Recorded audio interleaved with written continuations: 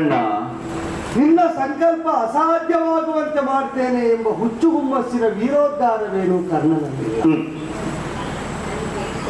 ತಾನು ಬಲಿದ ಪಾಶದಿಂದ ಸರ್ವತೋಭದ್ರವಾಗಿ ಪ್ರಾಗ್ಜ್ಯೋತಿಷವನ್ನು ರಕ್ಷಿಸ್ತೇನೆ ಎಂಬ ಭ್ರಮೆಯಲ್ಲಿ ಮಲಗಿದ ಮುರಾಸುರನಂತೆ ನಾನು ಅಜಾಗರೂಕನು.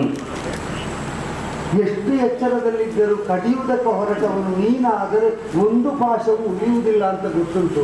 ಆದ್ದರಿಂದ